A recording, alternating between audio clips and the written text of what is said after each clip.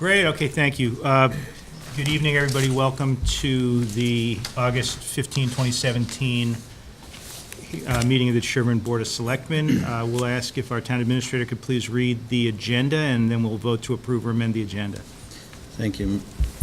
Thank you, Mr. Chair. First, there's a period of public comment, and then consideration of appointments. Chris Canny as interim building commissioner, John McCordy as electrical inspector, and Melissa Bowman as temporary assistant collector. Then consideration of tax bill mailing insertion with a recycling committee flyer. And at 6:30, a public hearing, a poll hearing for Verizon, New England, and Eversource Energy. And then an update on Town Hall's Level 1 well assessment and discussion regarding 2009 and 2014 sanitary surveys. And Russ Tierney and Eric Burkett will be here from Whitewater.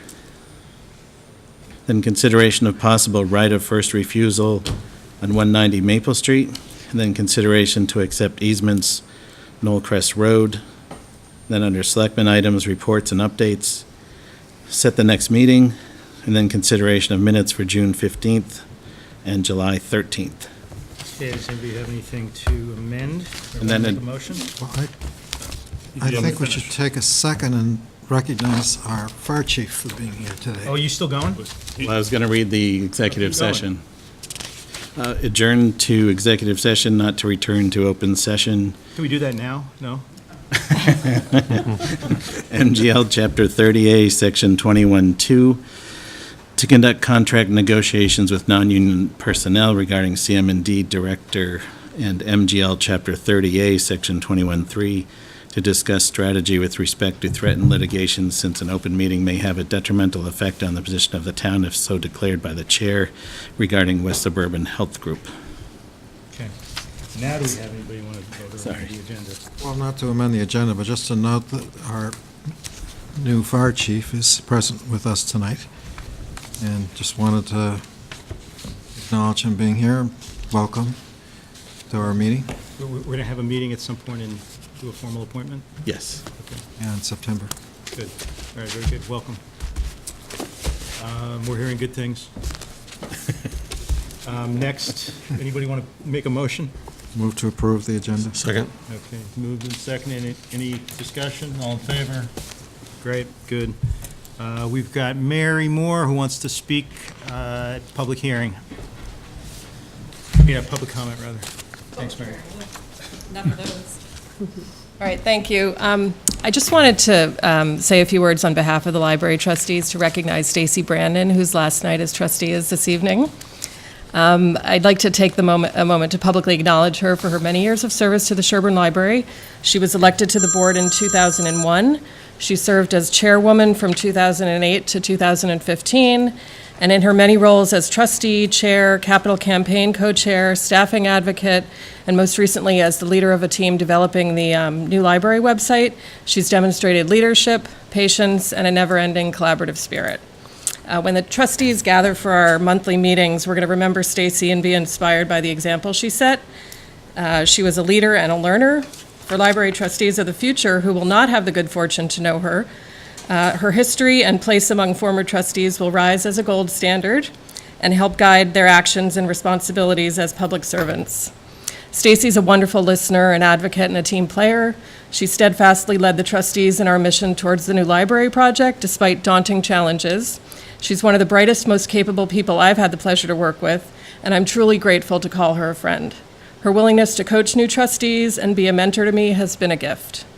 I know I join everyone past and present on the library board, our director, Elizabeth Johnson, who's here tonight, the staff, the friends of the library, and the many residents who will benefit from her vision when I say thank you, Stacy Brandon, for all you've done for our community. Because of your leadership, your vision, your hard work, and commitment, our soon-to-be-completed library will continue to thrive, serve all residents as a public and free place where patrons of all ages are inspired to learn and find community. We hope that you and Mark won't be strangers. There will always be a comfortable chair and a few good books and a very grateful community waiting for you at the Sherborn Library. So, thanks. Great, thanks, Mary. Thank you. Could I just add to that for myself and the people of the town of Sherborn that we are very grateful for Stacy Brandon also, and we thank her for her service. Thanks, that's great. You got anything to add, Mark? I would say that there's nobody more grateful than me, but, and I certainly hope she's listening, because that was very nice. I know she really appreciates it, and is going to miss you all very much. Okay, great, thanks, Mary. Next is consideration of appointments, and we're a little ahead of schedule, but that's okay. So we have Chris Canny, John McCourty, and Melissa Bowman. And David, do you want to do the description of what we're doing here? Yep, the first one is recommended to appoint Chris Canny as interim building commissioner with an expiration of December 31st, 2017. So this was basically, when the previous building commissioner left, I kind of did it as an emergency hiring, and we really should get the actual appointment on the record. But the appointment is for interim building commissioner, and then I hope to post the position as soon as possible. Okay. And then we would bring the final person back to you for an actual permanent appointment. So we want to take these one at a time, or do you want a motion for all three? Let's do a motion. I think it's helpful to have David explain what we're doing. So let's take a motion for the building inspector, and then you can talk about the electrical. I had a quick question for David. The offer letter indicated that Chris is going to be, that all correspondence has to be completed on a town-provided cell phone. What's the rationale for it having to be town-provided? Just to make sure that the public records are in one spot. And as town council advised us that it's, personal individually owned cell phones with all the tracking and backup records, is it sufficient? No, they haven't done that, but I wanted to make sure that he understood what the circumstances were that he was taking the position, that there was an issue with the records before, and we would just wanted greater control on this. And is this going to be on a town contract that, I saw some numbers for some cell phones that have been provided for by one of the boards in town, and was shocked at the cost. Is this off of a master contract? Is this a more reasonable cost than? This is off the ongoing contract through the state. That's the lowest price that we've identified. Which was, I remember they were considerably lower than the ad hoc purchases that have been made, so, Right. thanks. Anybody else? Questions about the building inspector? No, I'd only say I've had the chance to interact with Chris on a matter, and I found him to be quite responsive and helpful, so I good. think this is a good appointment. Yeah, and you did a great job, David, of filling the gap very quickly with somebody who's got a high-quality profile resume for this. Yeah, we lucked out, thank you. That's great. Okay, Yeah. so do we have a motion to approve? I'd move to approve Chris Canny as the interim building inspector, the term to expire on December 31st, 2017. Second. Okay, moved and seconded, all in favor? Okay, now John McCourty. John McCourty's been serving as the electrical inspector, and we hadn't done his appointment. He was brought in under the previous building commissioner, and we just held it over until the new one was on, so that we would make sure that he's okay with the new building commissioner would approve of him being appointed as the electrical. So there's an attached letter from Chris Canny, recommending the appointment of John McCourty as the electrical inspector for a period of 1 year. Excellent. Okay, do we have a motion on this? So I move to appoint John McCourty as electrical inspector for a term expiring June 30, 2018. Second? Seconded, any discussion? All in favor? Aye, very good. John McCourty is appointed electrical inspector, and now David Melissa Bowman as temporary assistant collector. The appointment of Melissa Bowman as temporary assistant collector is recommended by the collector, Nancy Hess. There's a brief description in the packet, and it's probably easier if I read that brief description. It says, after receiving an opinion from James Crowley of the Department of Revenue Legal Services, I am requesting that you appoint Melissa Bowman as a temporary assistant collector to fulfill the duties of our assistant collector until she is able to return to work to fully assume the role again. The original appointment of the statutory assistant was done under Chapter 41, Section 39C, and the temporary appointment would then fall under Chapter 41, Section 40. So she can't appoint as many assistants as she wants, but she is allowed to appoint a temporary assistant, and while she is out of town, we wanted to make sure that we had a backup for the assistant collector, and that would be Melissa Bowman under this temporary situation. Great, very good. Any motion? Make a motion to appoint Melissa Bowman as temporary assistant collector expiring September 30, 2017. Is that So long enough, David? that's only a 30-day postponement, 40-day. I came up with a number only because I wasn't sure what the definition of temporary would be, but if you wanted to make it till 12/31/17, Do you feel that more would even comfortable with cover. that? That'll cover us? I would feel more comfortable probably with 12/31, given information that I received today. I would too. So it's a good idea. All right, so taking Mike's suggestion as a friendly amendment, I'd amend that to be 12/31/17. Okay. Okay, we have a thanks. second on that? Second. Okay, moved and seconded, all in favor? Okay, great, good, thank you. All right, Thank you. consideration of tax bill mailing insert and recycling committee flyer. So David, what Well- say you?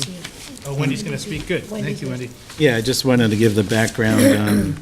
If some other entity in town wants to enclose something with the tax bills, they talk to the collector about what sort of enclosure it would be, and then the selectmen have to sign off on that enclosure being put in the tax bill, and that's due to state statute, not a local bylaw. So Wendy was here to tell about the flyer, I believe. Right, so these are two informational sheets for residents and businesses in Sherborn. They don't provide any new information that people don't already have, but we think of it as the constant kind of straightforward reminder that we're hoping people will refer to when they try to figure out what to do with their trash. So there are no surprises, I guess is what I'm saying. We don't have to take a quiz this year, that's good. Right, that's that random quiz they do at the transfer station. So random. All right, good, any questions for? This is in the public interest, so I'd move to accept the recommendation of the tax collector to give permission for insertion of the recycling flyer to be inserted in with the next tax bill. That's the next, yeah. Okay, we have a second on that? Second. All right, moved and second, any discussion? No, all in favor? Great, good, thank you. Thank you. I'm sorry there wasn't a quiz. I'd actually prepped for it. You did prep for it? Yeah. We might have some time to kill. Okay, well, we do have about 5 minutes now, but let's see if we can go through, what can we do between now and then? You could do a meeting date. Yeah, we should set the next meeting date. Right now, there's nothing, Is October too soon, or we're? there's nothing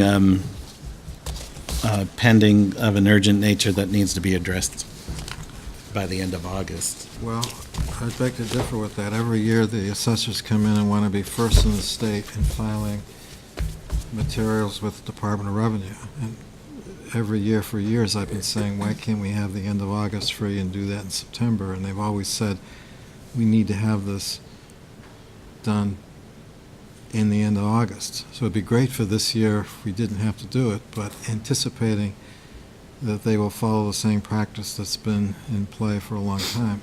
They'll want to they want to be able to file and set the tax rate before the end of August. So, I believe that the assessor is out for a while, then that might be some of the delay. But I can check with them to see if there is, if they're still gonna be able to get it done by the end of August.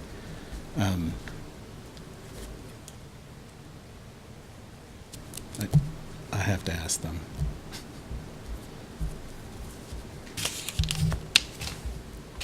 So how about we set a provisional date not to be used unless the assessor says we have to, and then otherwise set a date in September? I'm going to a good propose idea. we just set a date in September. I mean, I don't see why we need to run our schedule based on when the assessor thinks they might come in with a tax rate, and I don't know why we need to be first in the state. Well, I've had that argument with them for 20 years, and I think Have Yarmouth you is ever, already have you ever first. lost the argument, Paul? every year. They already got I don't actually remember doing end of August meetings before. So maybe Sherman my was memory's first short. I once. think for the last several years, we have not met at the end of the end of August, we mean September. Typically, we've had one August meeting that I we've think, tried. I think Sherburne was first once. I just got a letter today from DOR saying Yarmouth is already first.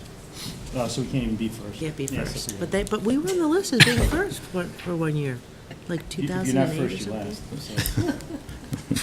last.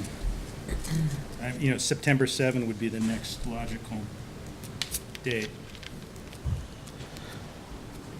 Works for me. I cannot.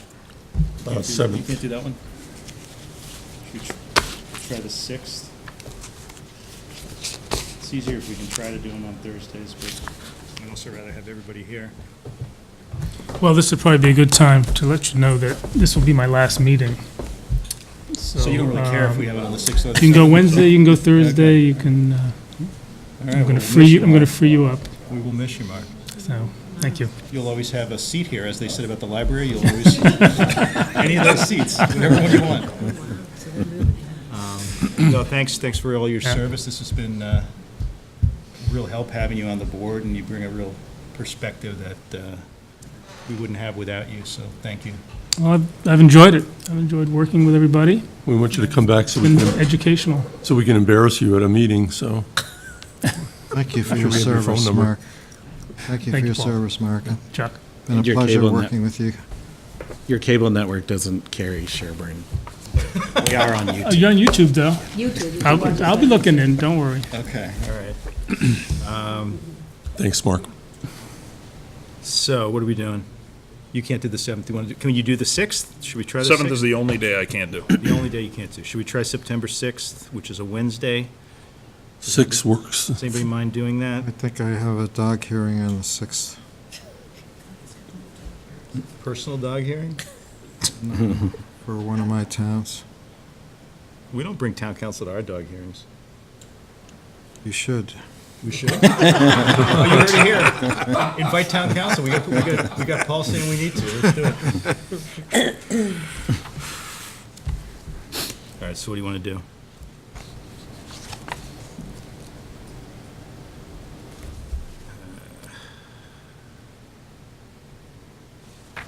Let's say the 5th.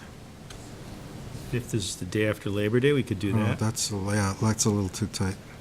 What's that? Do we need to have a meeting that week? Why not the following week? Yeah, that's fine. Following week's great, Paul. September 14th, how's that? That's fine. Great. Okay, Going great. a month without a meeting, It's okay. Other than the assessors, apparently, there's nothing we need to do, so. apparently. You know what, if we need a meeting the previous week, we'll call it.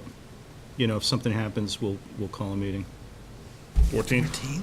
Yeah, the next regular meeting will be the 14th. What's that, you've got a different idea? We're good. No, Diane's just saying she won't be here to prop me up. That's all. She won't be here to prop you up? Okay, all right. All right, and Sharon will David, be. I'll be here. you'll let us know if we need to Okay. schedule something on a short Oh, notice. yes. Because Yeah, Okay. something else happens around town hall, we'll do yeah, that. if Jeannie? something can't The wait. only thing I will say is that the triathlon is the 17th, and they are going to come in again to get your approval. What do they need our approval For for? a pouring license? They've come in every year for approval to use Farm Pond, and I've been here tonight. They don't need your approval, they don't need the vote. I think David can improve Farm Pond, Yeah. but it's also kind of last We minute. can individually sign up. Do they need a pouring license? yeah, at Farm Pond. Yeah, for Gatorade. No, Gatorade. it's all, they have always come in front of the selectmen for approval to use Farm Pond and also for the roads. Road closures. But if David can do it, that's, Yeah, David can do, I don't remember We've been ever doing voting it. on the road closures. I do remember kind of pro forma. I think Just that's- as a PR thing. Yeah, they to want get to, them they want to in. advertise, they go on the public. So how do we comment make and it clear that tell us David what has it the is. authority to make sure the triathlon I happens? think he's You got it don't need to anyway. do anything. He has it. It's part of our, Don't even put your neck out there. it's part of our great system of government. David's in charge of whether the triathlon. Fire chief's here because there's Things I details can- involved in that, I think. Well, that, but I had a question. Can we possibly meet on the 12th? Okay, what's the 12th? It's a Tuesday. No, but I mean, for, September. yeah, it's fine with me. Is that when we're taking up the fire chief appointment, David? I don't know. I think that's what he's suggesting. Yeah. It seems to be what he might be He suggesting. yeah. might be, actually, Well, another there's another reason for the Tuesday. But, Yeah. Tuesday is good because there's potential that the Patriots are going to be part of my being formally introduced, and their off day is Tuesday, so it won't work on Thursday because they have work days. So Tuesday is the standard off day in the NFL, so Okay. we have to and all that stuff. So. By all means, let's Not gonna change it mess to with the Tuesday. If they're coming We here, change it to Tuesday. we're going to accommodate. Tuesday, but we also, by doing that, we just ensured that the town hall is going to be packed. And hopefully the fire chief will conclude it doesn't exceed occupancy requirements. Well, let's do it at Gillette Stadium. Yeah, let's do it Tuesday. All right, yes, chief, Tuesday, September 12th, I can do that. Can everybody else do that one? That works. All right, let's do that. Great. And now we've killed enough time to have a poll hearing, So we're going to cancel the meeting on the 14th, 2 days later, I assume? unless Paul needs it for something, yes, we'll cancel that one. Yep, okay. All right, great. So, Paul, I'm turning the gavel over to you. We've got a poll hearing, and I'm leaving the room until you signal me that it's done. Boy, okay. Catch me by surprise. Tab 3. Recycling Committee. Eversource, okay. We have an ad. We do have So an I'm ad. gonna wear all my Patriots cards. Yes. All right, we are going to convene a hearing. Start with the notice of the public hearing that was published, which reads as follows. The Board of Selectmen will hold a public hearing on Tuesday, August 15, 2017, at 6:30 PM at Town Hall, 19 Washington Street, regarding a petition by Verizon New England / Eversource Energy to locate a pole, wires, cables, and fixtures, including the necessary anchors, guides, and other sustaining and protecting fixtures on Ash Lane, 436 feet northeasterly from the center line of Hollis Street.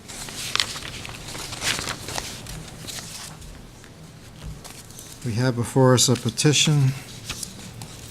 It's been signed by Verizon New England and Eversource Energy. Do we have a proponent?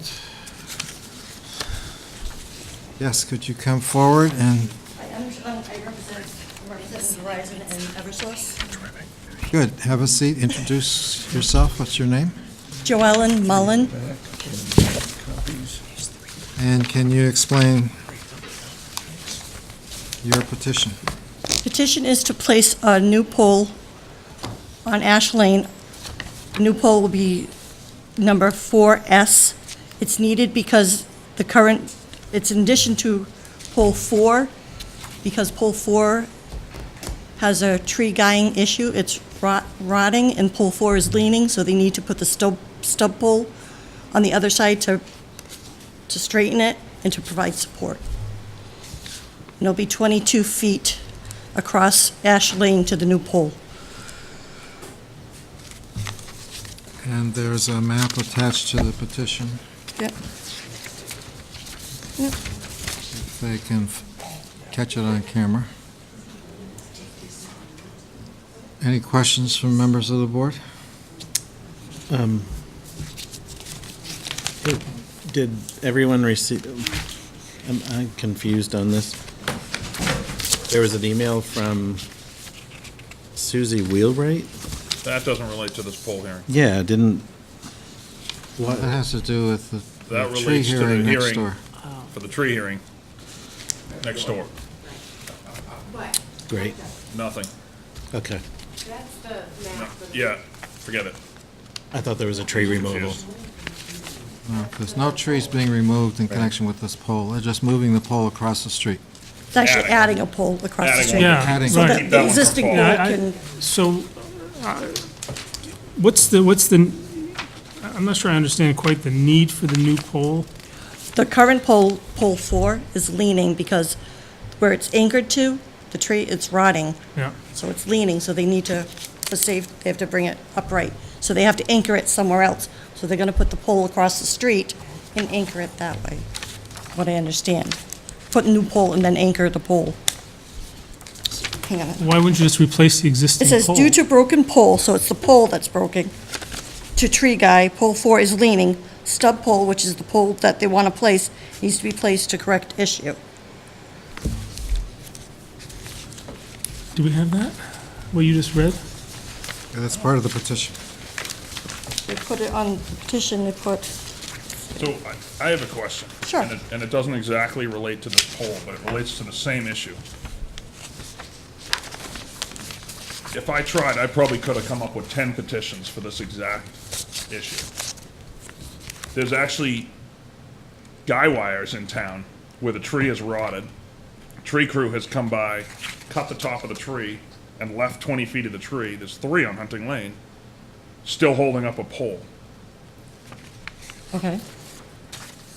Do you want to know why they're not I replacing want to those know why we poles? picked one on Ash Lane to do. Matter of fact, we closed North Main Street for 2/3 of a day. You guys needed 2 police details for about 8 hours. Rush hour traffic had to get rerouted through town because a major pole with 2 sets of primaries fell. And it was a day like today because it was attached to a rotted tree. You know what they did when they fixed it? Put a, They attached it to the other rotted tree next to it.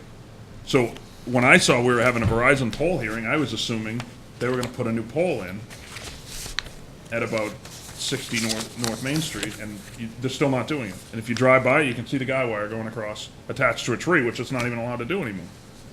My question is, why is Verizon, they're gonna come through and cut 100 and something trees, and they picked one to fix. And meanwhile, we know that a rotted tree, now we have rotted trees that are gonna fall over and take the pole with them.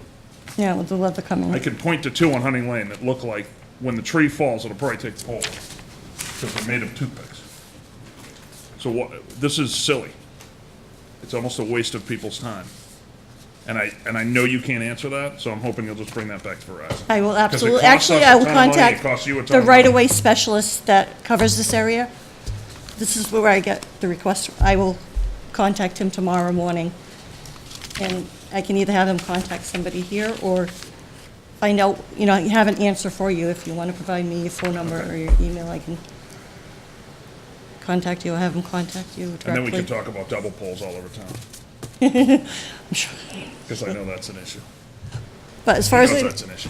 it could be that, let's see, we'll just see if there has a better explanation for You can you. explain. If they don't put that there. Yeah. So why don't they just replace it? Doesn't say, No, it's near Hollis.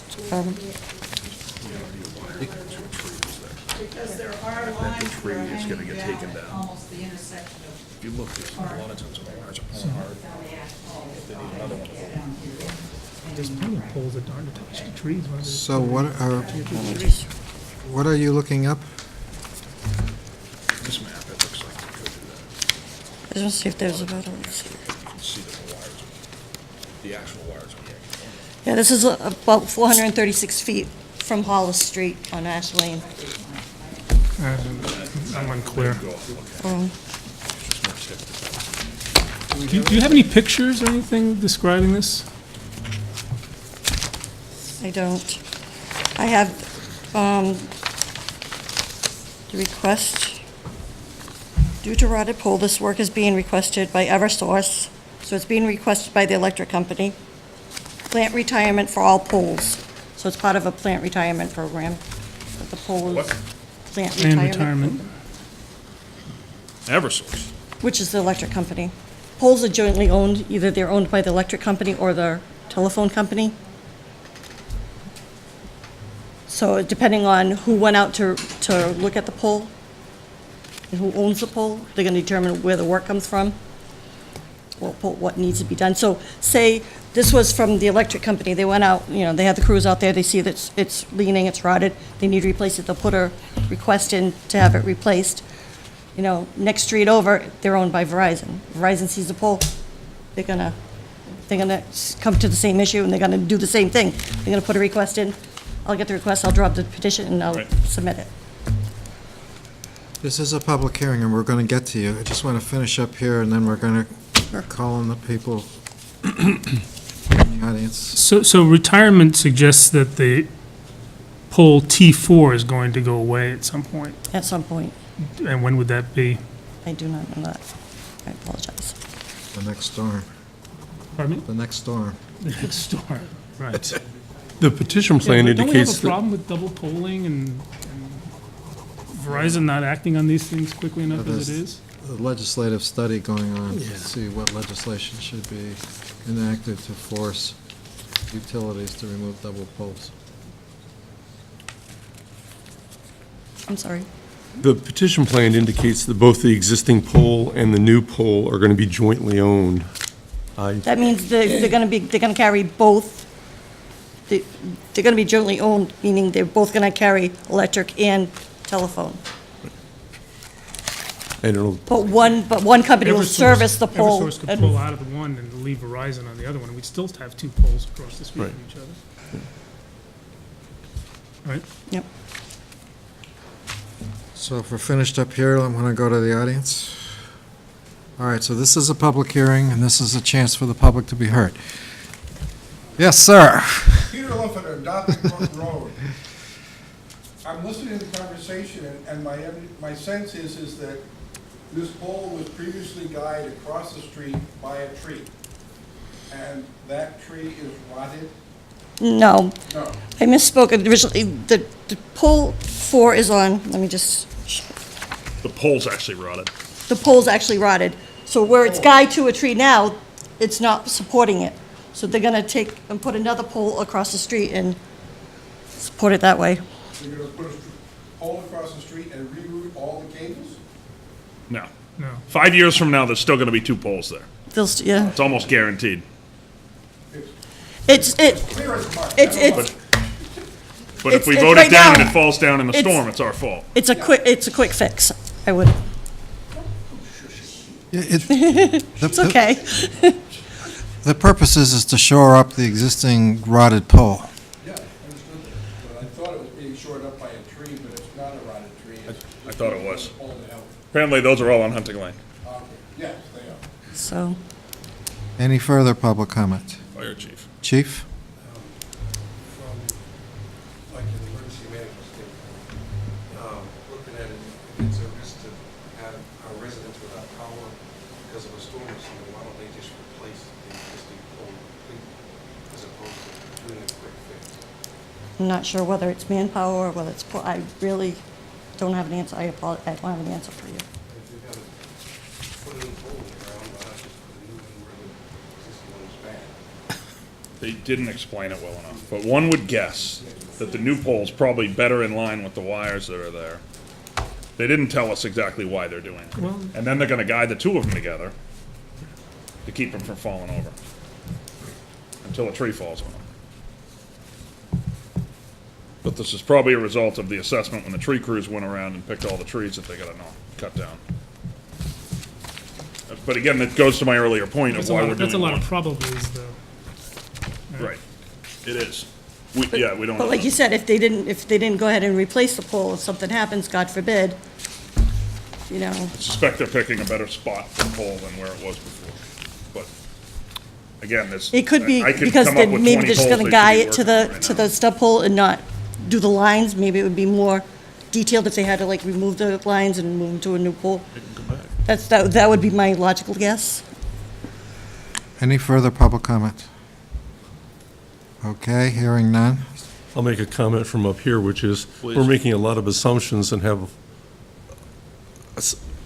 kind of startling lack of information. It would be nice to know these details on the rationale. Why are we doing it this? Why are you proposing to do it this way? You're asking us to approve a petition based on pretty sketchy information, frankly. I have to agree. And once we do this, we're gonna start seeing this pop up all over town. Would it be would I suggest maybe we can make the letter to the towns more clear, like, exactly why we're not, like you said, why aren't they replacing the actual pole? Why are they just putting a new pole to, maybe, you know, I a little think if more. they came in and said we're replacing, putting in a new pole because it works better, and the old pole's gonna be gone in 12 months, I mean, I could live with that. I don't know about the rest Second half of that I don't know would about be my great. colleagues, but. Yeah, the second half though. But, you know, given our history with these poles, it's gonna be there forever. Well, here's the rub. The electric company and the telephone company are responsible for their wires, their service, and the delivery of services. Our role on this pole placement business is quite limited. The presumption is that they have the right to put these poles where they want to put them to suit their convenience, unless there's some compelling reason, if it's blocking a driveway. But I noticed that none of the property owners whose properties would be affected are here. They're not objecting.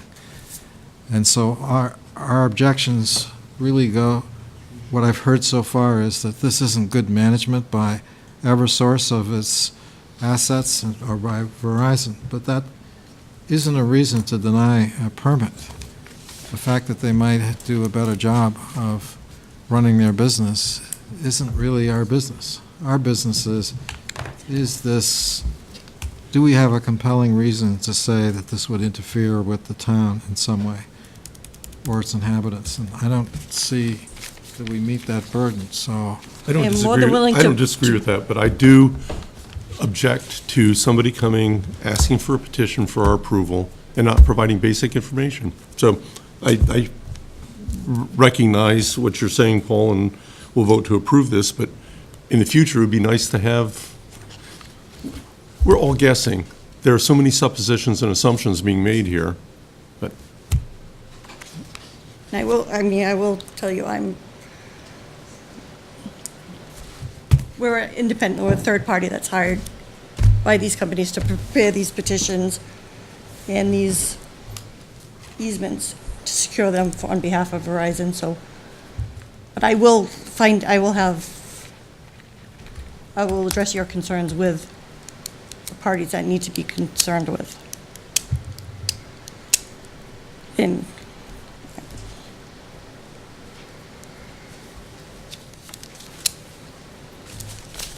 So what's the pleasure of the board? I mean, I won't be here, and I don't know if anybody else cares about it, but if it was up to me, I would ask them to come back with a more detailed plan. Do we have time?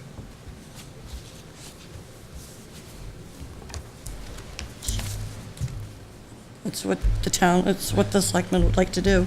Our next meeting They'll make time. isn't until September 15th, and in the meantime, is there a safety issue? Is there a delivery of service issue? If this is, I'm not privy to that information, right? That's the problem. We don't know. we don't know. We don't know. We don't know. Excellent question.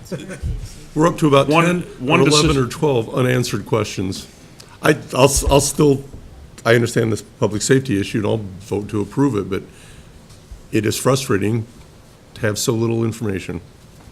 Yeah, and I agree. I think there's probably a good, reasonable explanation of why somebody chose to put that pole on the other side. I think it's, at the end of it, it's gonna be more robust and less likely to get knocked down by whatever tree is gonna fall on Ash Lane in the middle of winter. And if we don't approve it, we're a month out. It's next year before the pole gets removed, so in the middle of a storm, when all the residents on Ash Lane, Parks Drive, and the whole neighborhood lose power, it's because we didn't approve this pole here. We don't know the schedule of work, but Will you they should do a better job assessing the poles, I think, in town. Will you accept a motion to approve? I'd move to approve the location of a new pole, number T.4S/E.4S, located on Ash Lane, 436 feet from Hollis Street, and authorize the selectman and the clerk of the board to sign the order for joint pole application as submitted by Verizon, by the applicant. Second. Just in terms of discussion, could I request the staff, next time a poll hearing request is filed with us, that the staff get back to the petitioner and try and line up answers to questions. The questions that were asked here, I think, would be asked at every poll hearing. You know, why is the poll being removed? Why isn't the pole being removed in this case? Why is the pole being relocated at that particular location? Get more information up front when the petition comes in. That way we don't have to get to a hearing, ask these questions. We're not trying to embarrass you. Oh, no, But if you had known all these questions a week ago, then at least you have an opportunity to have asked yeah, and somebody. this is my first hearing since I've been here, so. We'll put together, So it's a learning curve, so now I know what to have.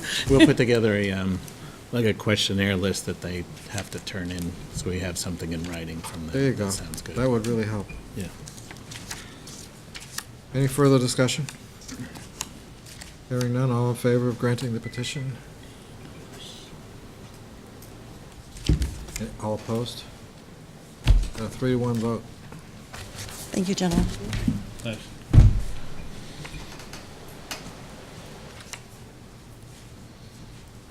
Diane, can you send Mike in?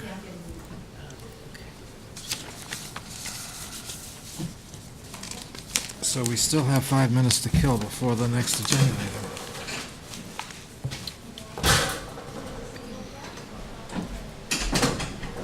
We've got 5 minutes to kill before the next agenda item. We just voted for them to remove all the poles in town. Only on your home street. Which one?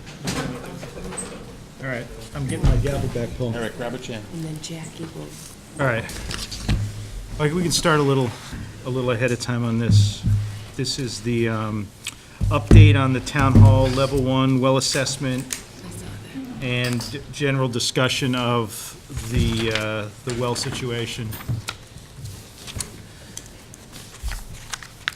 Go ahead. Yes, guys, thank you. First, I'll start by introducing myself. My name is Russell Tierney. I'm from Whitewater. I am the Northeast Regional Manager for Water Operations, in charge of our operations of all water throughout New England. I don't know if you've met Eric Paquette. He's the manager of our water, this area for water, and Eric is right now overseeing what's going on in Sherborn with DNS. He does have an update of some of the stuff that's gone on this week, so we want to give that to you guys and then go from there. All right, so based off the level 1 assessment, we received approval from Mass DEP yesterday morning to clear the bridge material in the well utilizing a drill rig. Removal of the bridging was successful. However, while removing the drill rod, which is the driving force behind the drill head, at 260 feet it got lodged again. So what was happening was, at the fracture where the original bridging was, more bedrock was falling into the well. So that they drilled it out, I believe, 3 times, and they were finally able to pull all the drill rod equipment out of the well. So the process they used to clear the blockage was they brushed the entire length of casing. So basically they cleaned the casing so they could camera it, so to see if there's any defects in the casing. They drilled and cleared the blockage until reaching the bottom of the well. They used air to blow out the water and debris. And this is a couple samples of the debris that was pulled out of the well. The static water level was 18 feet, which is good. The well depth is now 353 feet. It was originally 360. We lost 7 feet from the debris falling into the well. There's really no way to extract that.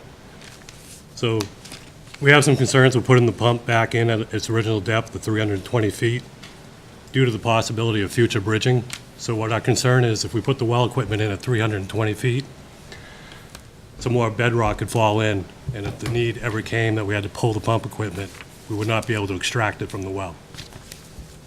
So we came up with a couple of different ideas, which we have to confer with Mass DEP. But we thought of putting the well at 230 feet and installing a jazz well seal. And what a jazz well seal does is it seals off the top portion of the well casing that's been compromised. So we have a few compromises. So 7 feet down from the top of the casing, there is a casing extension, which is just two pipes screwed together. And our concern, it looks like the integrity of the steel well casing is in poor condition. 51 feet down, where the bottom of the casing meets the bedrock, the borehole does not appear to have a positive seal into the bedrock. In addition, there are several fractures immediately under the bottom of the casing, which is in the bedrock.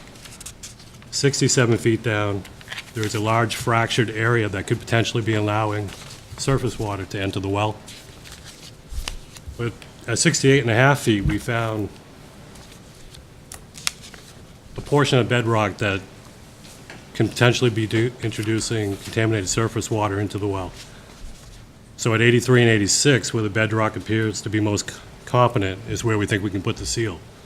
So our only concern is if we put the well at 230 feet, we lose 60 feet of storage because the original setting was 320. And also, if you put in the jazz well seal, you lose some of that upper flow because we can't be 100% certain that that's where the bacteria is actually being presented to the water. So we were going to take that approach, put the jazz well seal in, raise the pump intake to 230 feet. It would be recommended, and DEP would probably require it, to perform a 24 or a 48-hour pump test, just to see if we've decreased the capacity of the well. So we don't want to put equipment in, start pumping water, and find out that we don't have enough storage. Second option is we could sleeve the entire well all the way to the bottom to 353 feet with 4-inch sleeving. And at the bottom of the bottom 50 feet, we would actually drill holes into the pipe so that the water would be pulled down to the bottom of the well and into the intake so the pump can push it up out to the system. So we could put the jazz well seal in, put the sleeve in. The jazz well seal will prevent any of the groundwater from flowing into the well. And we actually gain storage by dropping the sleeve all the way to the bottom of the well. So you end up gaining about 93 feet of storage. And that's where we stand right now. I'll confer with Mass DEP tomorrow and see which approach we can actually take, and then we'll get back to the town. The one thing that was missing from your reports was cost. I don't have costs for these yet. This work was just done yesterday, so until we can figure out what the approach is, then we'll be able to put together a cost. And is cost a factor that DEP takes into account in terms of what they recommend doing? They will look at it and see which they think is the best approach. They do sometimes, they don't. We are gonna have, we have a couple geologists, we want to take a quick look at these samples and see what this is. Because we looked at it and it's kind of soft. It's something we haven't seen very often come out of a well. So we are gonna use a third-party geologist that we know, which I don't think he'll charge us anything, to look at it real quick and tell us what he thinks. Because we want to get it away from everybody that's involved, just to get that third party that has nothing to do with anything that's going on. Because Dan that works for us has a geology degree, and we have the guy at DEP is a geologist also. But like I said, we want to get a unbiased opinion on what we think this is. We think it's just bedrock, but it just doesn't look like regular bedrock to us. Okay. Questions, Sean? We just got this, so some of this we read through as you were mentioning it. Yeah, Eric, you helped me with a well that I drilled that has a 4-inch sleeve. And your earlier document didn't have that. I was gonna suggest that. Because you've now almost lost a drill rod, a camera, and a pump. Correct. Did you get the pump out? Everything's out of the well. That's lucky. Yeah, we wouldn't recommend a sleeve unless it was like, that's out, that we. Well, you already know you're gonna knock Yeah, stuff in. Like I said, after we drilled it out and got the camera results back, we looked at it and said, a sleeve could be the way to go. Yeah, and But again, we want to see what this is and see how, if this is soft, how we think it is, it could just keep falling in. it could be what? It could just keep falling in, that's not fair. Right, and the sleeve will at least The prevent sleeve you from will losing prevent you the well and another pump. And obviously, we probably don't want to lose the storage by lifting that wellhead that much. Yeah, you Can't know, imagine this. the pump test would tell all, but that's expensive, you know, so I feel that the sleeve would be the better option. But again, it's up to DEP. And you don't have a crystal ball, but if we seal off the groundwater intrusion, which doesn't sound like a lot, but you guys are guessing 1 to 2 gallons per minute at 68 feet. If that gets sealed off, is there a chance we can get clean enough water that we don't have to be redoing the UV system that's here? That'll be up to them. The UV went in, after the, I think it was 92, it was 92? No, It went in, so we took over in 99. I think there was an E. coli it was issue in just before, 98. just before we took over, and DEP ordered that in. They are kind of. Chance the whole E. coli issue might go away if we stop. Well, we've never had it since we've been here. Right. Whatever that was probably an abnormality just at that time. It goes on runoff and everything else, but what we're thinking is they're kind of going away from UV now, all of a sudden. So it's a conversation we'll definitely have with them if we can prove, take like 6 months worth of samples, can we eliminate the UV? We can ask them. We can only ask. Right. We've done it in one place prior to this where we got them to let us stop chlorinating because we proved out that the system was not having any more total complement issues. We never had one since, so, yeah. It's something we can approach. We will approach the DEP and everybody as much, we want to make this as economical as possible for the town. That's our goal.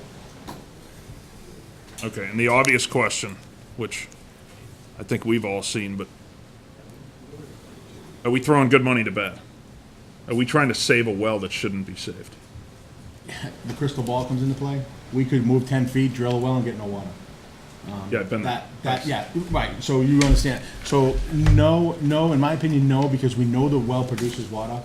It's how now are we gonna extract the water from that well, whether it be raise up the well pump, Jaswell seal it, or sleeve it and drop the well pump down. So, once you have a source of water, it's really difficult to move over. You could move over and get a well 3 times as good, but it's a chance I don't think you wanna take, 'cause it's a lot of money to drill 600 feet of bedrock. Yeah, when we were doing the blowdown with the drill rig, it was actually producing 20 GPM for about an hour, which is a considerable amount of water. It's a good producer. It's been producing fine for all these years. We will figure this out for you guys. Okay. What's the issue for us to decide? There's nothing. This was more of an update, Paul, and also there Yeah. was just a lot of information floating around, no pun intended, from different sources, and what the town had and hadn't done in the past, as far as compliance with Zone 1 and everything else. And so these guys have done a lot of work over the past couple of weeks. We just wanted to make sure the public had that story. Yeah. We also, I think, wanted to ask you, there was some information that was circulated, at least within some groups, concerning whether the town was in non-compliance with the Zone 1 requirements previously, or whether this is a new situation. So just to understand that as well. So I can, what the Zone 1, what it is in the document is, every public water supply has to conform to the drinking water regulations. When the drinking water regulations were updated, and we were trying to find that date, it was in the late 80s, a lot of wells like Sherborn are in non-compliance with the new regs, the brand-new regulations. Doesn't mean you're not in compliance. What it means is your well does not comply with the new regulations. They weren't going to go back to every person that has a well and say, from now on, you have to have 400-foot radius, because some wells are now 400-foot radius. You can't do anything in 400 feet. Obviously, for a complex like this, that's impossible. So the only time you would have to conform to the new regulations is if you decided to make town hall 3 times bigger and triple the use of your water. Then they would say to you, okay, you can do that, but you now have to conform to the new regs and find a well that has a 400-foot radius. So that, it's in every sanitary survey. I can show you 100 of them that have that same language. All it is DEP giving you the language that that protects them from anything that happens. It doesn't mean you're not in compliance, you're just not in compliance with the new regs. You're in compliance with the old regs. So we were grandfathered from the new regulations, Correct. basically? It is a grandfather. And we probably have, I would say, 130 water systems that are grandfathered. Okay. And we actually had a customer a few years ago that decided to put 3 stories on his building, never told anybody. They made him drill a brand-new well because he had to bring it into compliance. We have wells in parking lots. Right. Some areas, they're out of compliance. They're in a parking lot. They're not supposed to be there. But again, they're grandfathered until that customer decides to do something more with their property. Okay. So yes. Were there a few things missing from the sanitary survey? We've done everything on them except for 2 things. One was that white well out there that we think is a monitoring well. DEP did want us to fill that, but Eric and I stood our ground and said, we don't want to fill it until we know what it is. We could go fill some, we don't want to fill anything that we don't know what it is. If we knew what it was, we would have filled it. And as far as the distribution system goes, we drew up the best thing that we thought it was, and unfortunately, they were not happy with our drawing. They wanted it more engineering kind of thing, so we worked on that now, so. And what we had was pretty accurate. What we drew up was pretty accurate. So as far as what DEP is doing now, they're not trying to enforce the new regulations against No. us, and they're not citing At this us point, for any violations? It's all based on just... the only the work violation of that, the Zone yeah, 1? the only thing you got was a cease and desist on the library. Okay. And the only thing they're looking at is now we have to get permission to do anything in the Zone 1, even water related, which is typically we don't have to get permission, but they're just trying to make sure that they stay informed of everything that's going on.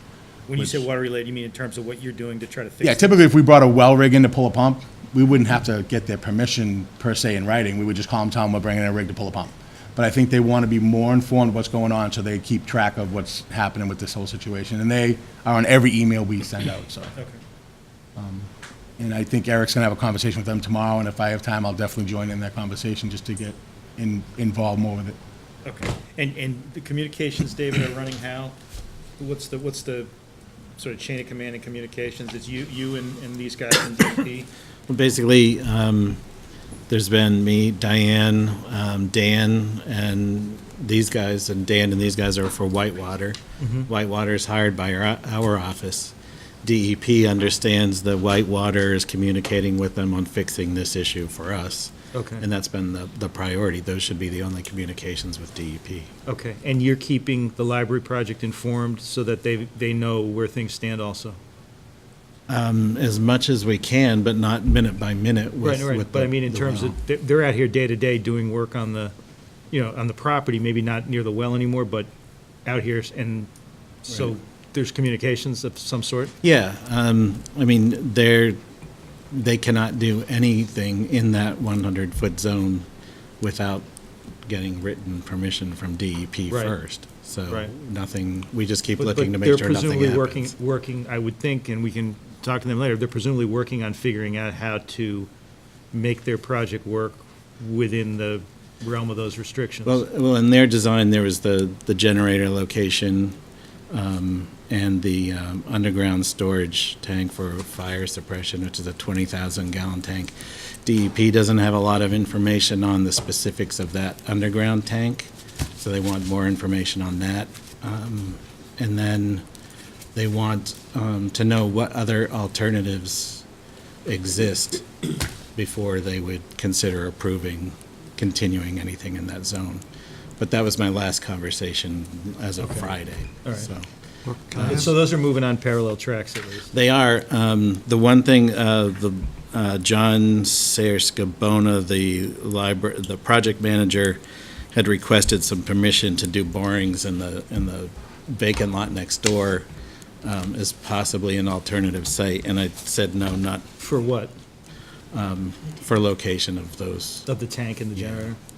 Yeah, so I just Said said no? that would have to be approved by the selectmen, anything done over there, because it's been my understanding that we didn't want anything located permanently in that lot.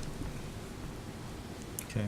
Well, can I go back just for a minute Oh, go ahead. to these guys? As I understand it, this is only for information, and that everything you've been talking about,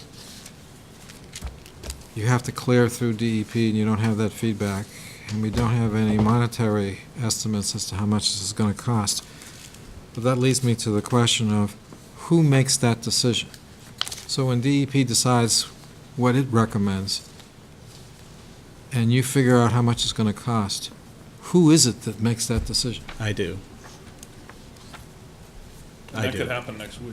We don't have Without- a meeting for the next 30 days, but Without the board being involved? Yes, I mean, we had, some of this stuff was on our radar already, which is the replacement of the UV filters, and the pump was 2002, that should be replaced, that's on the capital plan. While you have the pump out, you should be doing the piping. So, I mean, once we see the price, but if it's an exorbitant project, then I may have to come back to the Board of Selectmen, but otherwise, we have capital money, we have town buildings money. Okay. If you don't like it, you can say, come back, I don't want anything done, and we'll keep the tank out there. No, I'm just,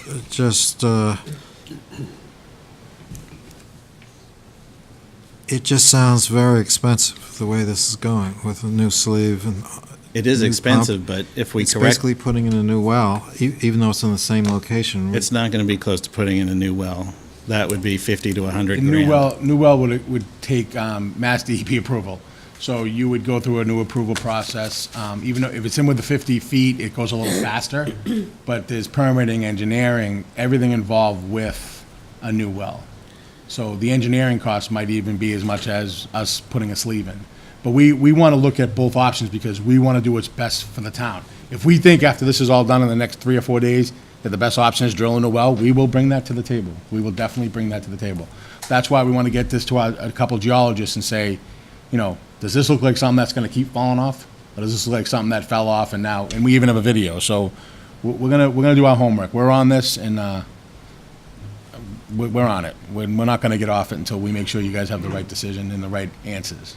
So that stuff falling off, that's a new issue? That's not something you've seen in the past? No, because what happened, this is what fell off when the collapse happened. So, like we said, this doesn't look like what we've seen before. Okay. But again, we're not geologists. This could be what's in this area. Okay. You know what I mean? So a good geologist is going to say, oh yeah, that's But I mean, all on over. this- on this That's all site- over Sherborn. And we'll be like, When you okay. when you talk about whether this is a suitable well location or can be fixed. Correct. We just On wanna this make site, sure you that haven't whatever- seen that before. Yeah, however we fix this, we want to make sure we fix it right. So we're not going to rush into drop a new pump in there, and then all of a sudden in 3 weeks, guess what? The new pump's now under 30 feet of rubble. That's not what we want to do. Yeah. We don't either. Like I said, Eric's on this, I'm involved, so we're moving faster. This is fast. We're moving fast. I know Oh, yeah. some people probably think we're not, but this is, we're moving fast. And we keep getting prices, keep talking about vendors, so we put the pressure on our vendors and everybody to give us pricing really quick. So they're all working on it now. Okay. by the way, if we're talking about a well, it's not on this site. You can ask Roger where it's gonna be, but it's not gonna be here. So that's a whole Mean in the different- parking lot? It's not gonna be anywhere on this piece of property. Yeah, yeah. There's not a 400-foot radius, there's not a 300-foot radius, there's not a 200-foot radius. If you stay within 50 feet, you get to keep it here. But again, like I said, we've been places where we go 15, 20 feet away from a well, drill a new hole, and we get absolutely nothing. Right. And especially in bedrock, it's not like you're doing gravel pack wells. It's, you're going into bedrock hoping you hit a fissure, and, I mean, No salt. yeah. So what's the order of magnitude difference between the sleeve and the other repair? Is it, Magnitude meaning cost-wise? yeah, I can't even, this is a repair we don't make often. So this 10 is, times. our vendors, 10 times. yeah. It's a $100,000 well if you drill a new one. no. Sleeve is But 10. the sleeve, It's not even. They may be close, but we want to do the better of the two options. the sleeve versus the The Jazzwell seal, pulling the Jazzwell pump seal, up. yeah. The sleeve's gonna be a little more money, but it's probably, we're hoping that, we're thinking that's gonna be better to keep everything, But so it would make it pretty bulletproof then, wouldn't it? yes. So I think that But might, again, that this- might be what you want to talk about is, Yeah. it may be cheaper to do the Jazzwell seal, but you may want to spend the extra money. Oh, no, yeah, we, to put the believe us, sleeve we'll, there. yeah. That's, I We mean, will give you both options, and we'll give you our best recommendation. So, Yeah, my concern is not knowing, not having any clue. I don't have the knowledge that Sean has as to how much a sleeve costs. It's nice to know it's $10,000. It took us 10 minutes of my Pulled asking that out of my, to get to saying its sleeve is $10,000. I don't know if its sleeve is 10,000 100,000 or 1 million. I have not a clue. So to get a handle on this, I want to get a sense of what this train wreck is going to cost the town. And then when we look at options, what is optional and what is mandatory? If DEP says we have to do this, then obviously we have to do what we have to do. If DEP says, here's 5 choices, and one is $1 and one is $1 million, then I'm not sure that we should leave that entirely to the town administrator to make that decision. I bet you could figure that one out. There's a gray line of what I would have to come back and get permission for. Certainly, I don't have $1 million to spend, for one. That's why you can figure it out. Well, that's why I'm saying, not without knowing what DEP wants to do, without having any idea of what the numbers are, and are not having another meeting until September, we obviously have to get this thing done. All right, so I'm going to move that we schedule a meeting on September 6th as a provisional. I think that was a date that everybody said one person could make, right? September what? Wouldn't, I don't think we should pin these guys to our meeting schedules. I would hope we would have a choice earlier than that. All right, so when do you want to meet? I think we should just resolve to the fact that we're not gonna meet to decide what Eric's gonna tell us is the best thing to do. DEP and Whitewater are gonna come up with the best solution, That was my understanding, but. and I it's guess gonna we've got- cost some we've got a money. difference. Yeah. It is what it is. We're not drilling a new well. If we're drilling a new well, we're talking like a year out. It's not just gonna happen. We're gonna fix so that we well or condemn it. Is there an order of magnitude, Paul, that you're comfortable with, that as long as the cost is 20,000 or less, we allow town manager to do it 50? Who said that? I think it's with bidding, it's like an auction in here, so. Pulling that chair into this whole thing. I don't know that we have $50,000 of capital funding available Right. to purchase a new water system. No, I'm just trying to address it. I will, does the town, you guys don't have an engineer on retainer or anything, do you? Engineering firm? With the library project, we do, but not on, I mean, Not for like, all right, so this is what else we'll do. I'll make some calls tomorrow to engineering firms that we utilize. I'll get a price from every one of them to review everything and look at it. And it won't be a lot of money. I know these guys, they're not, they're people that we use all the time. I mean, we have engineers that we can use as a peer A lot of them review. are probably water. On We'll talk tomorrow. Let's look at it. You know what I mean? There are 4 engineering companies that we utilize for stuff like this, and I think it'd be worth $1,500 for them to look at everything and say, you know what, we agree with DEP, Whitewater, and everybody else and the drilling guy. We're going by what our drillers tell us, and they're the best at what they do. But again, for the comfort level, let's get one more opinion to make sure that we're all on the same page. I'm not saying I don't trust our opinion, I don't trust our expertise and our professionalism, but it may be something that we want someone else to take, like I said, have that other set of eyes, real quick, look at it and say, we agree. I don't know if that's even the question or concern at the moment. I'm just, Paul's question or concern was the fact that we're gonna leave here in a month from now. My assumption is you've already done the sleeve, whatever is done. Right. And No, we yeah, come I back don't- and find out, David sent us I an gotta get rid email of and that said trailer, they I just gotta get rid of that spent trailer out 48,000. there, I'm gonna need it somewhere else soon, probably, but. Right. No, but the trail, yeah, it's. And nor do we want it, I again, don't want this Again, if process it's to $1 be million, held up. we'll leave the trailer out there for a couple of years, because that's not even Right. gonna be close to that. But I don't wanna leave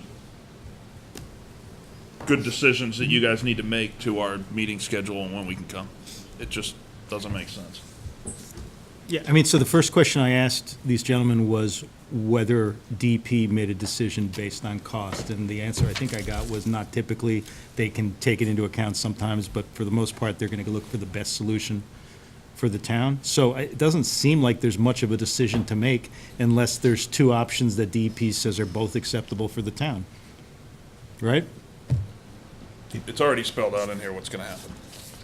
That's what I They can think already too. tell you what they're gonna do, and they know what they're gonna put the Jaswell seal in, they're gonna put the 4-inch sleeve, they're gonna Yep. drop a pump down. We and just they're want to gonna make pump sure, it for we 48 want to hours. make sure whatever we do still produces enough water to supply the Yeah, campus. and that it lasts. And that'll last you. Solves the problem. For all of us. Yeah. Yeah, we'll be gone hopefully when the next time something happens. DEP would rather sell us MWRA water. There. How That would close be is their that? solution. That's going to be the answer, though. Okay. So they're gonna present back pretty much what they presented us. I'm comfortable with that. I Spelled mean, I out think in these there. guys are the We're just not experts. gonna vote on it. It's gonna happen between now and our next Yeah. meeting. Well, I And I'm mean, comfortable with that too. all right. Are you comfortable with it? Okay. Are you comfortable with it, Paul? Yeah, I would just add, that could we be kept informed, so if I see $1 million being requested, at least I could send an email to the chairman asking We could, for a meeting. yeah, throw together a quick meeting to. So it's $1 million threshold is what I just heard. Sure, that's I don't think that's what I'm he saying there, Chuck. No, If you need us, we'll come back to you. It's not a Yeah, okay, problem. thank you. Yeah, no, Absolutely. that's fine. It's just a tough time of year to try to get a group of people together, especially when somebody's bailing on us, like Mark. I'd vote for the sleeve personally. Needs a vacation. Anything further? Anybody out there have questions? I know we've got a few people from the library building committee and otherwise out here who might be interested. We've got some health experts and water experts. No? Everybody's good? Okay. All right, so the objective here, from what I can see, is we solve the town's immediate problem to get that well fixed and back online and providing water to town hall that's safe and to the police station and the library and the community center. And secondarily, we address, you know, with your assistance and with DEP's assistance, how the library's going to complete their project, where, you know, where they can safely and legally put the things that they need to install in order to make that project work. We would really like to focus on the well for the next week and a half. That's what I'm saying. Yeah, So- and then, so we- then we we will get that definitely, fixed. we will help with that too if it need be. Yeah, We but absolutely- those are the two Yep. kind of separate tasks in front of us, as I see it anyway. I don't know if others have thoughts on that. Okay, You got it. great, thank you. Thanks. Thanks, Thanks for guys. coming in. Okay. A little more data than we got from Verizon on the whole relocation. Okay, good. Now we've got a consideration of possible right of first refusal. David, do you want to walk us through this? Wait, you let them leave, but there was there more? another issue with the library. yeah, there was the issue of whether or not they can do probes in David mentioned he was gonna The- bring up. property. Well, that's not on our agenda to do probes on the other property. There was an email that got distributed to that we'll redistribute, but I said, no, we're dealing with this right And I now. don't think we've been Okay. asked, we haven't been asked anyway to do that. Okay. Go ahead, sorry. Very good. All right, so David, what's the, 190 Maple Street? On 190 Maple Street, this was one that came before us before, and the process was, the process of notification to the town was kicked back, rejected. So now they've done another notification to the town for the sale of the property and taking it out of 61A. 61A? So the town needs to decide whether it wants to exercise its right of first refusal or not to purchase the property. We informed some of the departments, Conservation Commission provided a brief description of the property, but we didn't have anybody who jumped on saying that they would like to, that thinks the town should purchase the property. Mr. Chair, Yes. I'm gonna recuse myself. Okay, thank you, Sean. Well, on this, I was troubled by two things. First, when property comes before us, there's a couple of groups that I'd like to see consulted. One of them is the Land Acquisition Committee, and I didn't see that this was forwarded to the Land Acquisition Committee, and I didn't see a report back from the Land Acquisition Committee. And the second was that we have the right to assign our right of first refusal to third parties. Right. So I wanted to see if we could make third parties aware of the possibility of our assigning our right of first refusal to those third parties to see if any of them were interested. And I have in mind like the Sherborn Rural Land Foundation, and perhaps there are other groups out there. No, they were aware of the process from even the first time. But I don't see anything in the packet here what their No, recommendations are. no, I don't think they made a recommendation, but they knew that the property was there, and I would expect them to speak up if, I've been talking to them, I don't know how many times since the first time it came in. I've also spoken to Frank Jenkins on land acquisition about a different property, but not specifically this one. But we met to come up with a better process for handling these under a flow chart. So I don't know whether land acquisition discussed it or not. I just discussed it with Frank Jenkins, who's the chair of the committee. So if you want each of those committees to take a formal yes or no, whether they're interested in the property, we can do that. Well, this land abuts town land already, and it contains wetland resources that the Conservation Commission identified as being potentially valuable. And it may well be that the lot could be split so that some part of it could go to the town and some part of it could go to the private party.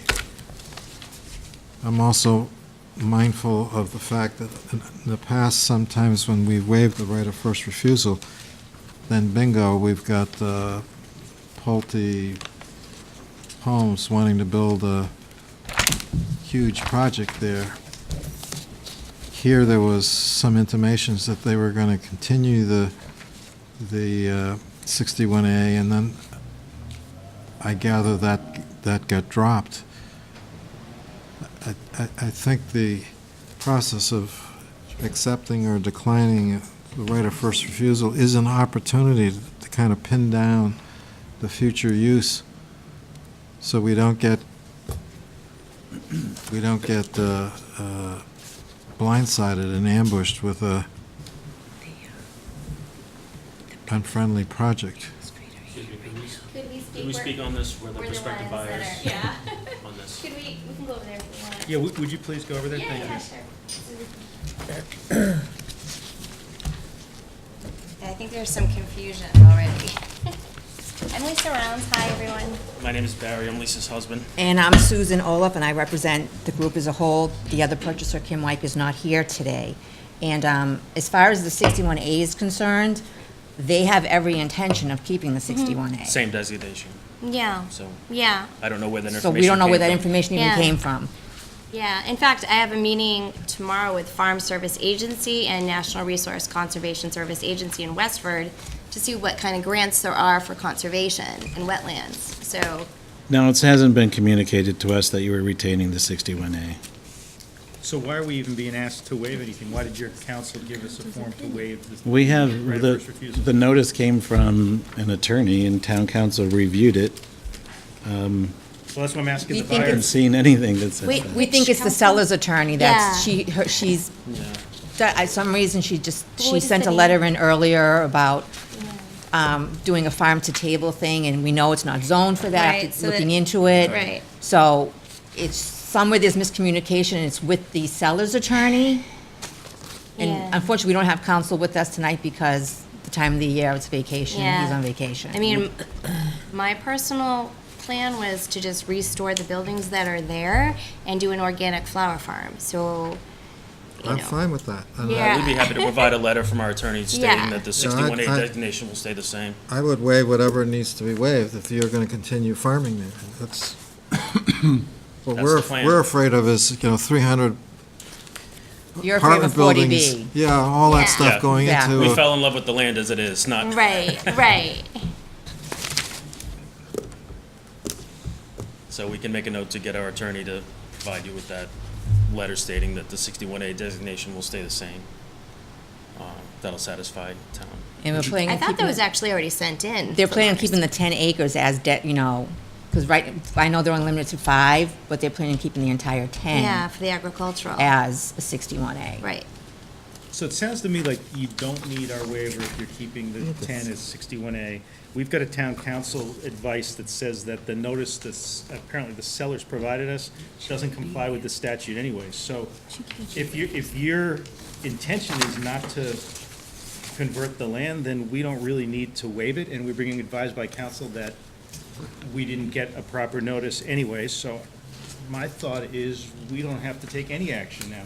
And if you continue to use it the way you said you were going to use it, and we'd be happy to get a statement from you that confirmed that, and we, welcome you to town to do that. And then if at some later time it turned out somebody was going to do one of those things that Paul just said he was afraid of, they would need to actually send a proper notice and ask the town to waive it. And at that point, the rural land and others would probably get notice again, Paul. But my suggestion is we could take no action on this and wouldn't impact you, and it would be consistent with our council's advice. And you're correct, the request came in from sellers, Council for Sellers. Oh, okay. Okay. Yeah, I'm not sure why that. So I'm happy. I'm delighted to, welcome to Sherborn. This you is so exactly much. what We're we want to excited. do here in town, is to preserve the character of the town.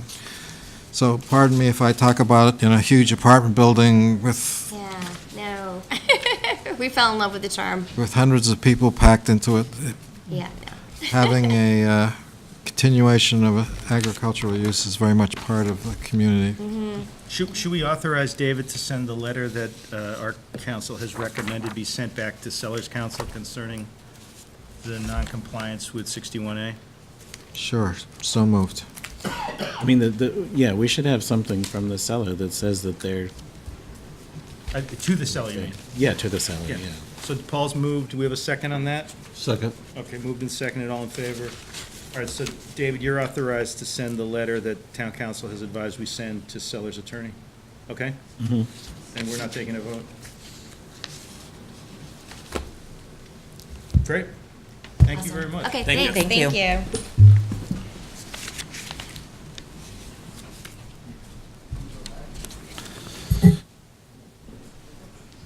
Okay, consideration of accepting easements on Knollcrest Farm.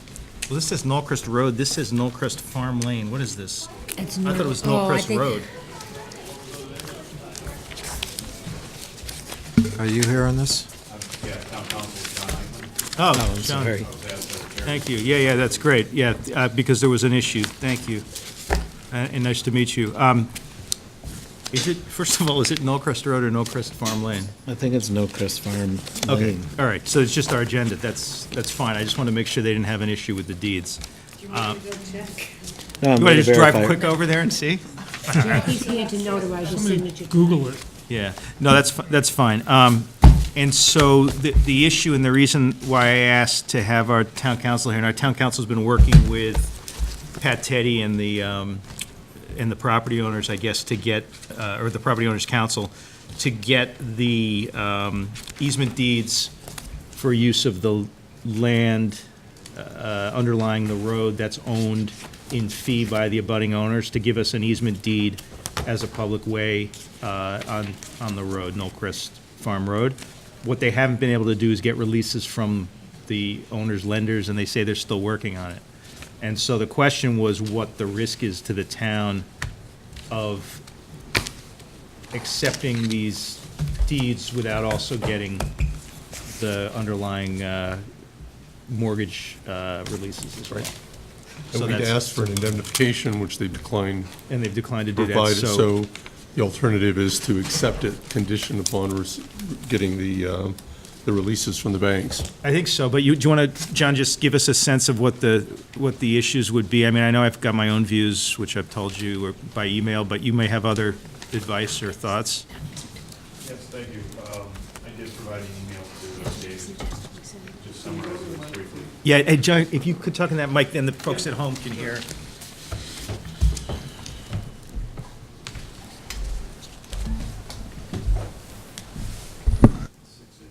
All right. Perfect. I did provide an email to David about this, just so that you know that you have this.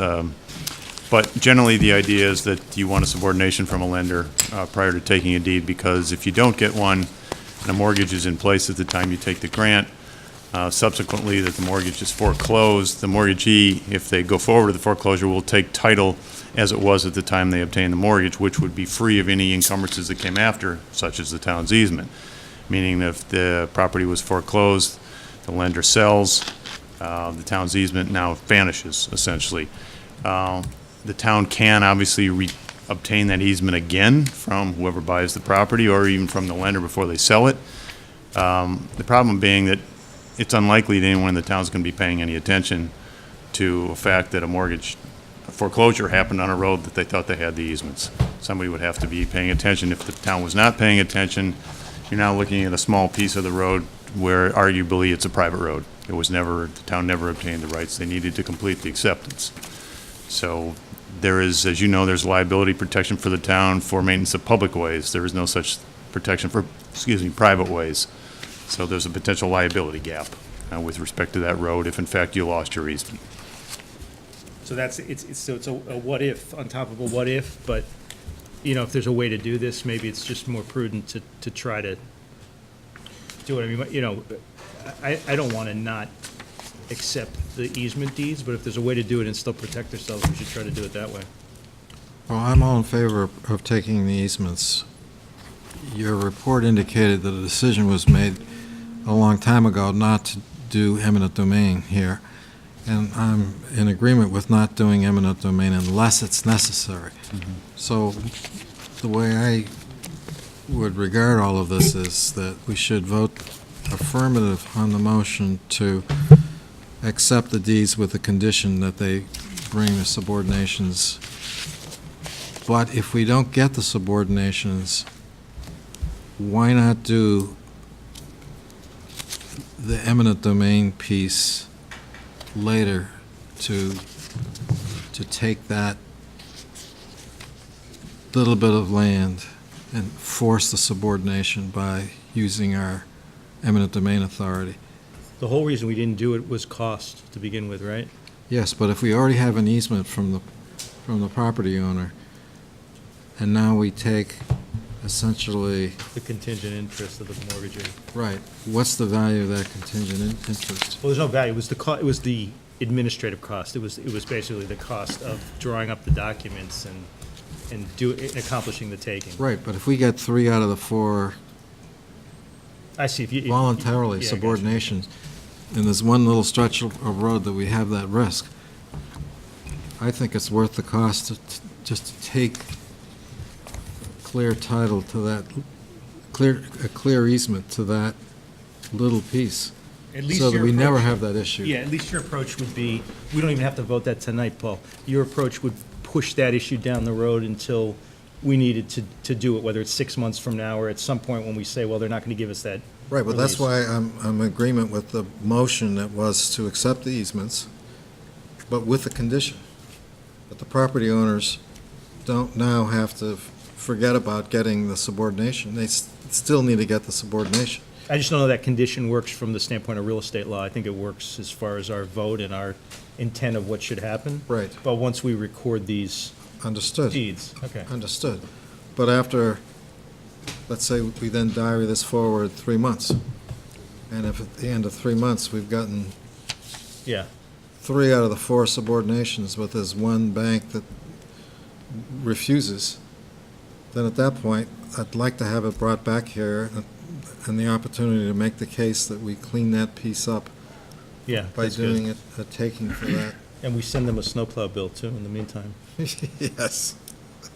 Okay. All right. Mr. Chair, if I may, I would have made the point you just made there. I don't think you want to make your acceptance tonight conditional. You've got a 120-day clock running, and you've got to actually accept those deeds and acquire those interests. So if you make your acceptance conditional, you may have the effect of running that actual acceptance past the 120 I think it days, would which you do don't that. want to do. Yeah. Well, that was I thought your recommendation. That's what I read in here. That's the proposed motion. It's David's proposed motion. No, Move to Mike- accept yeah, that's my proposed motion. Move to accept the easements. I did recommend a conditional approval if, in fact, you didn't have the originals before you tonight. That was my recommendation on a conditional vote. But since you have all the originals here, there's no need for Yeah, that. and we've only got till next week anyway. Correct. And as someone has noted, we don't have another meeting for a few weeks. So I would say, I'd rather just move to, I'd rather just accept the easements and then, we can do a separate vote, Paul, and tell the homeowners we expect them to continue to pursue the subordinations. I don't know what good that does, but that's the spirit of this engagement was that the developers and/or the homeowners were going to get us those subordinations. This was the recommended motion. Yeah, I'm just trying to find it here. What does it say? It just says move to accept easements. Yeah, no conditions. The opinion is on the page after the Yeah. fact sheet. So many, 180 pages of stuff in our packet. If you look at page 1, right behind It's page the fact sheet. 173, Paul. It was 182 pages. Mine aren't numbered either, that's Mine another aren't either. problem. So, I don't want to let the property owners off the hook either. So, based on what council just said, then the motion would be to accept the easements as presented.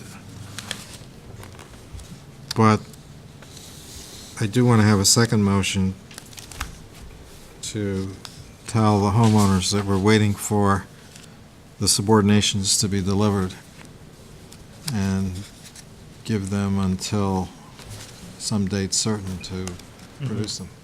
And John, you had said in one of your emails here, you would require that the easement grants include the language requiring the owner to indemnify the town, but then you'd later told us that those owners refused to do that? Is that the That is correct. thought? That is correct. They did. Correct. Did any of them agree? Through council, they refused, so I don't know whether it was an individual or the council decided it wasn't appropriate. But council said, we're not going to get those. And that, what that would really do is just put the onus on them to chase the banks.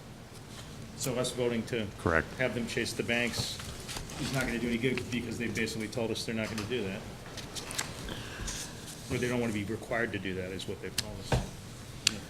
Yeah, but I don't like the alternative, which is to wait for years and years, and maybe, 40 years from now, somebody pays off their mortgage and moves on, and the new buyer then is subordinate to the existing easement.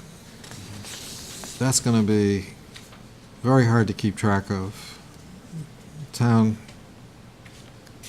governments aren't organized that way to keep track of that kind of stuff. So that's why I feel like we should take those. They can't be very expensive. And it's actually a boon to the bank and everything else to have the property front on a public way. It's easier all the way around. So I don't see that there would be big damage reward. Do you get the impression there's anything going on here other than banks being banks and taking forever to issue releases? I think banks always take forever to issue Yeah, that's what I mean. releases So like this this, is yeah. really just more business as usual. If they're local lenders, it's much more likely you have gotten subordinations by now. But typically mortgages, even if they're originally obtained locally, they're sold and they're held nationally, and those things take quite a while. And do you remember who it is, who they're dealing with, or do you even know? I did see it at one time. I don't know it right now. So again, I would do a two-part motion. One would be to accept the easements, and number two, to tell the homeowners to get those subordinations within 90 days. Mr. Chairman, they did provide a cover letter, I think it's in your packet. Yes. Promising that they would get them, so you could certainly reference that Right. in a second vote. So we're going to accept these on the representation of council for the homeowners, that they will continue to get. I think he's saying he doesn't want a condition, he wants a clean acceptance so he It's can not a record it condition, with it's not a them. condition on the representation. It's on a representation, it's not on a condition. Is that satisfactory to you? It's a clean acceptance. It's Yeah. just, we're doing it, we didn't have a contract claim against the attorney for the homeowners, which Jonathan will bring and win. So we're fine. Exactly. Couldn't have said it better. All right, so on that, I move the motion, or second the motion the chair just made. Okay. Any further discussion? All in favor? Before we Oh, vote, hang on, John. I apologize. Could I, in the 182 pages, I didn't find that letter. Was that handed out tonight? Yeah, it was tonight. It's the letter right there. Thanks. Just gave it to him.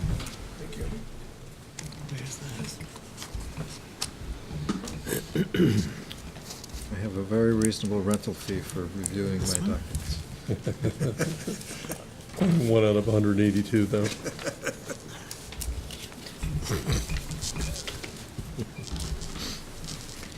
Okay, great, thank you. Okay, so the motion was to accept the deeds with the, in light of the representation by homeowners council, Kathleen A. Alia, to accept these deeds. Dated August 15, 2017, to accept the deeds. And I second it. All second, so all in favor? Aye, okay, we got it done. Thank you for coming in. Thank you. Just a reminder, you need to sign those deed acceptance forms. We're going to record those with the deeds. Yeah, I have Jackie Morris here. She's going to notarize them, and then you I can knew probably Jackie look was at here them. for a reason. There we go. Well, she also needs to certify the poll I'm going vote. to certify tomorrow morning. Okay. That's fine. I don't need to oversee it. I just, It's on the form that I wanted to double check. All right, so do we need to sign these tonight, right? Yeah, we should. Okay. Do we have? You have to sign them in front of me. Yep. And you're here, may I start signing? Yep. Okay, and this is the, I think you should ask for his driver's license to make sure this is the real Cardin. The thing is, Mike Giammo. normally I would, but I all know you, so I can write down notes to me. I just want to point out, Jackie's the notary, but it doesn't have to be signed by the town clerk, but Jackie is the assistant town clerk now. yes. Good, congratulations. Okay, and I'm going to pass these down. Do you have to, you only have to notarize one signature, is that right? No, well, I'm going to notarize it once for all. As long as one person's notarized, you're good? Okay. I'll just notarize one for all 5 signatures. Yeah. either way, it's just Yeah. easy. I don't need 2 signatures. Do you want one to sign? It's set up just for now, notarize one signature, which is all that's required. But a signature block of 5 signatures for the I selectmen. mean, signing it, I would have the board sign it since you're here. Okay. So you don't have to put. Guess I could make a motion to authorize the chair to sign. Because I saw the word polymath development. It's up to you. You're the one that's You making. don't get record, I mean, we put 5 signatures on the signature block at this point. Yeah, so this it's got it set up. acknowledgement is on the wrong deed. Hang on a second. So the acceptance says polymath development on all of the deeds.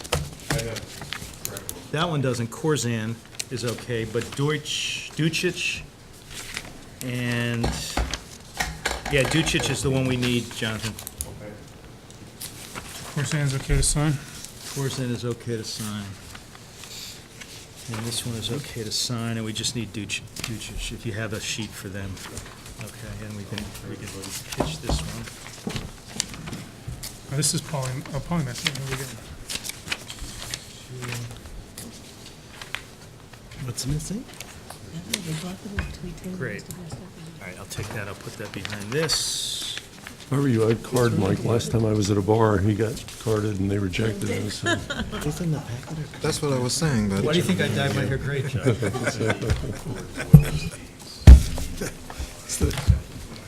That youthful I gotta sign visage. that one, Mark. Yeah, but this one, you can do this one. That's it.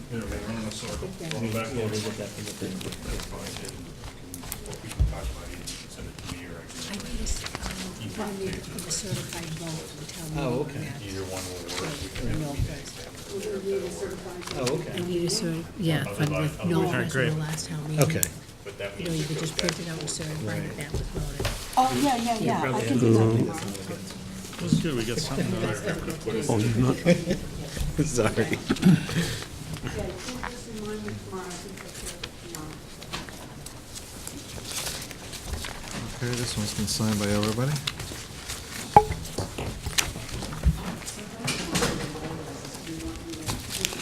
Been signed by everyone, it's two. Thank you, sir.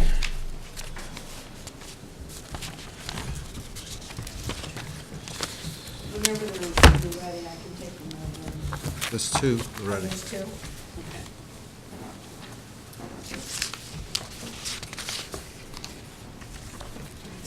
No, I can, no. There's three. That's great.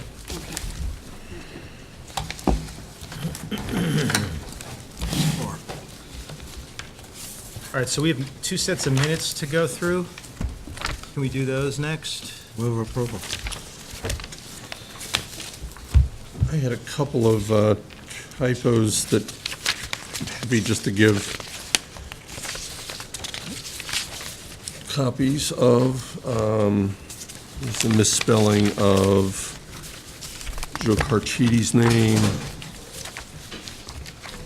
What are the ones Move that- to approve with the amendments offered by Selectmen. All right, so this is the June 15th, is that what you're talking about? They're all on July 13th.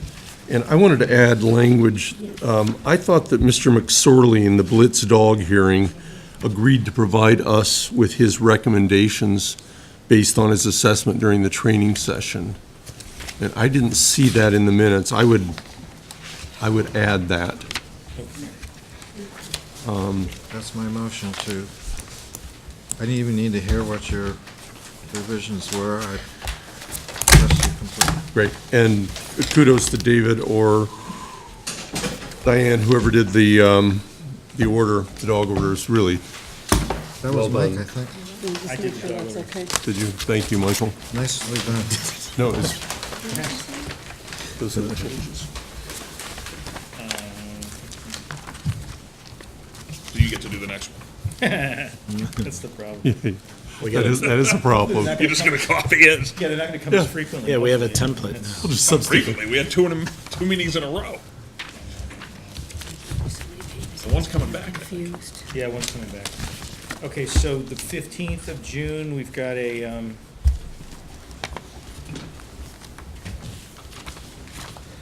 we've got minutes, and Chuck, what was your change on that? None. I wasn't here for that. Okay, and then the other one is July 13th, and do we have any changes on that? Zach is with a K, Carcidi is misspelled. Adding the agreement from McSorley to come back with his recommendation based on the assessment center. So is, Diane, are you getting these changes? He's going to give, I gave them Mark to them you. up, I okay. have them. Zach. And there was also a suggestion at one point, I think there's a reference to assessment. I would make it assessment center. Okay. Sorry, where's the Zach thing? You talking about the kid's name? It's not the dog, So it's the on the motion is to CMD. approve with Chuck's amendments. Second. Got cheese. Moved and seconded, all in favor? Aye. Somebody's name. Oh, okay. So, Carcidi. yeah, that's definitely, yeah. Okay. She has them all. I know, but I was looking for him.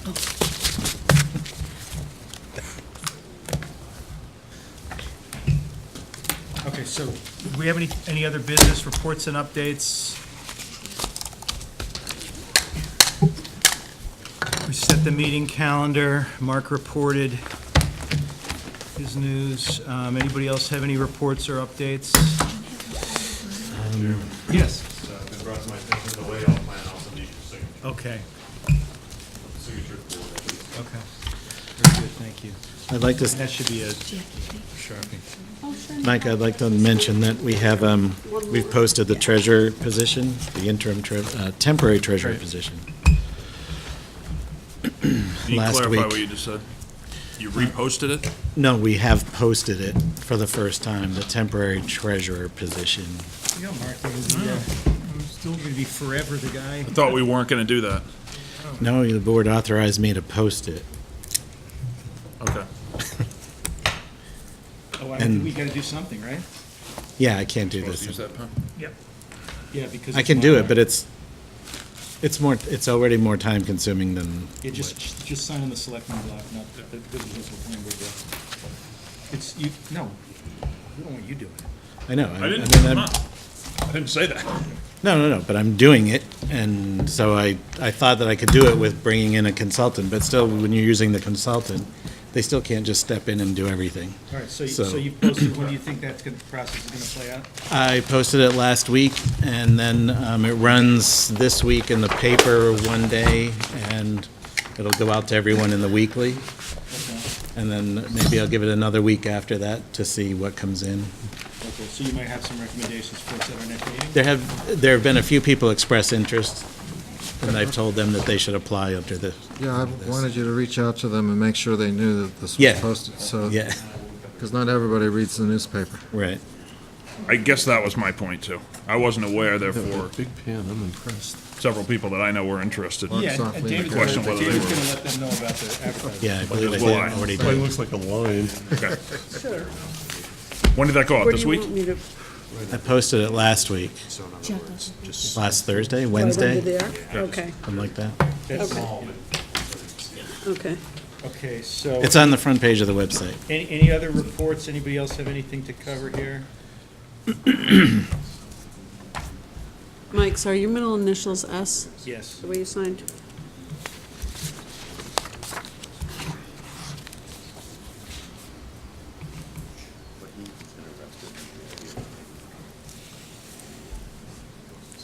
So do you want a motion to go into executive session? We're gonna need one, yeah. If we're done with everything else, we need to get a motion to go into executive session. Okay. Before you do that, are you gonna split that up? We should do, We yeah. should split that Yeah, we up. should That's right. reverse the order for you. And is Yeah. somebody Okay, coming which in, order is it's somebody in? coming in on West Suburban Health or not? Is Darren coming? No, but Darren's available by phone after 7:30. So we should do that first. Yeah. Okay, so I'll make that motion. Hang on a second, I just have to find it. All right. I move that the Board of Selectmen enter into executive session under Chapter 38, Section 21-2 to conduct contract negotiations with non-union personnel regarding the CM&D director position and to discuss strategy with respect to threatened litigation, since an open meeting may have a detrimental effect on the position of the town if so declared, and it is so declared by the chair in the West Suburban Health Group matter. You just said we were going to reverse those. We are, and we're The going West to, and my motion Suburban first. continues by saying we're going to do the West Suburban first. How's that? Okay, so do we have a second on that? Oh, Okay, I did Mr. this one. Mr. Yan Yeah. seconds. We have a roll call vote. Mr. Durensis? Aye. Mr. Yan? Aye. Mr. Clean? Aye. Mr. Jarmo, aye. Mr. Brandon? Yes. Okay, great. Unbelievable. A vote of 5-0. The open session is now closed. We will not be returning to open session. We are now in executive session. So, Mark, you